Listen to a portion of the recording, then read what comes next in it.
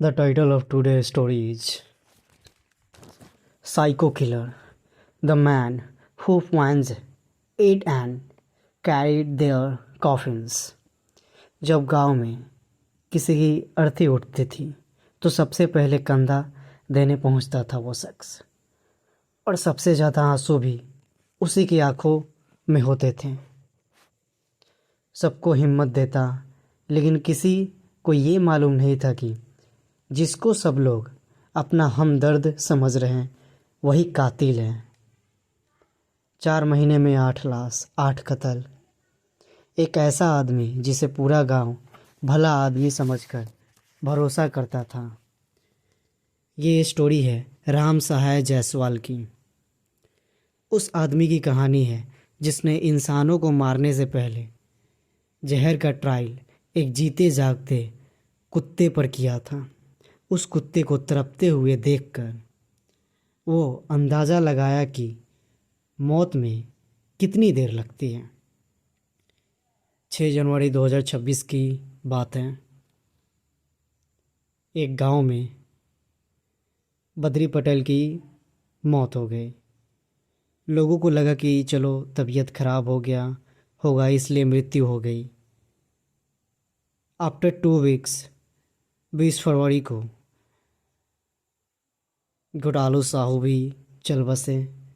फिर after some days एक और मौत हुई, फिर एक और, फिर एक और 12 मार्च, 20 मार्च, 21 मार्च, 28 अप्रैल, 29 अप्रैल और फिर 14 मई एट्सेट्रा।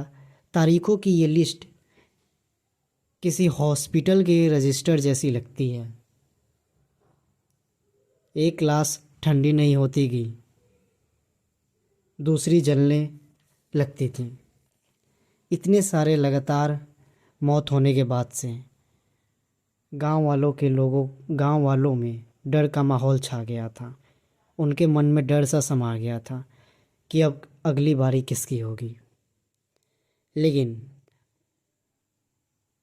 वो इंसान, वो कातिल चुपचाप से अपने अगले शिकार का तलाश कर रहा था।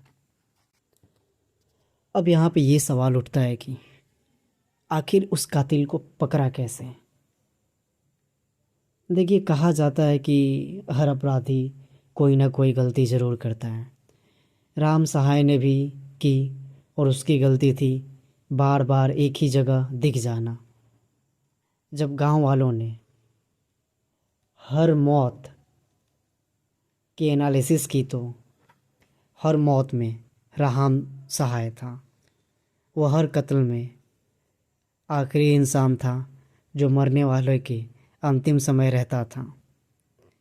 एक दिन ऐसा आया कि एक आदमी मरते मरते बचा जो सबसे बड़ा गवाह बना।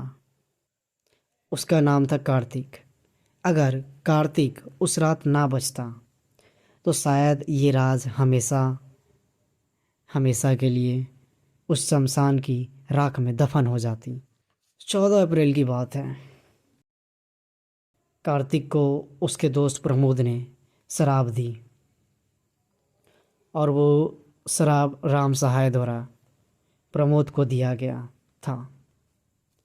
कार्तिक कुमार ने जैसे ही पहला घूंट गले के नीचे उतारा तो उसके जुबान पर अजीब सी करवाहट पैदा हो गई। लेकिन नशे की धुंध में, चाह में किसी को क्या ही फर्क पड़ता है। उसने शराब पीना जारी रखा। कुछ ही देर में पेट में जलन, उल्टियाँ आना, शरीर में ऐंठन और खून बाहर आना शुरू हो जाता। कार्तिक ज़मीन पर गिर गया, लेकिन किस्मत के भरोसे वो उस वक्त बच गया। उसको कुछ नहीं हुआ। किसी ने भी इस बात को सीरियस नहीं लिया था।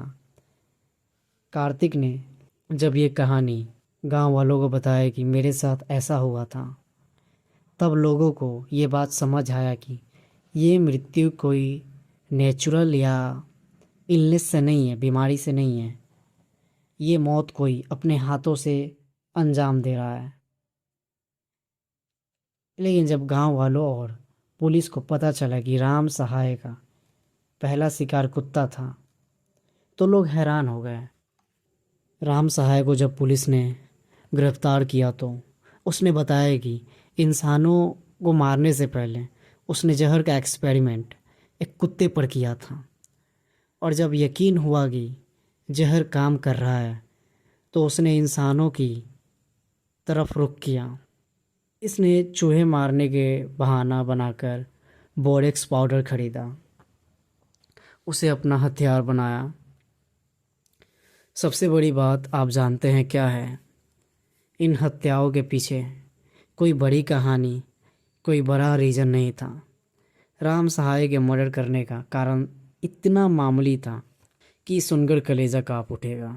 इसने लोगों को इसलिए मारा कि उनमें से किसी ने भी कभी भी उसे गाली नहीं दिया। ये बात थोड़ी अजीब लगेगी आपको, बट यही रियलिटी है।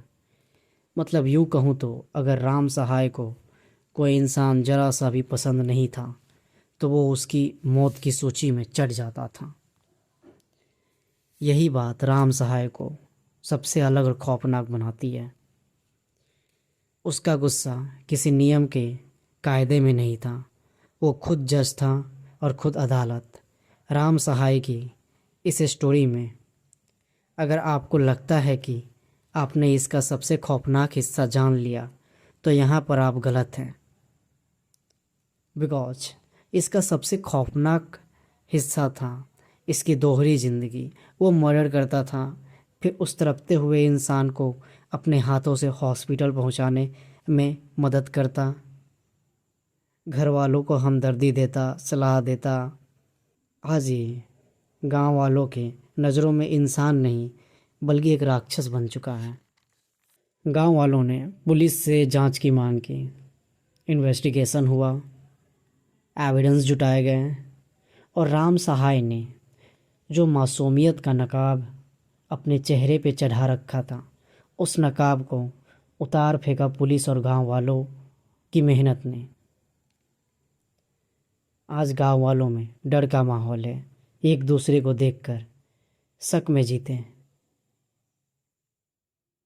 पुलिस ने सारे एविडेंस को इकट्ठा कर राम सहाय को अरेस्ट किया और अदालत में पेश किया।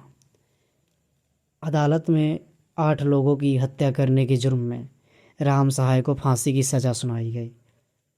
इस कहानी से हमें ये सीखने को मिलती है ना कि आंख बंद करके किसी पे भरोसा नहीं करना चाहिए। हमारे आसपास रहने वाले लोग कब क्या कर बैठेंगे कोई भरोसा नहीं है। आज की कहानी हम यहीं तक रखते हैं। जय हिंद, जय भारत, धन्यवाद। मिलते हैं अगले वीडियो में।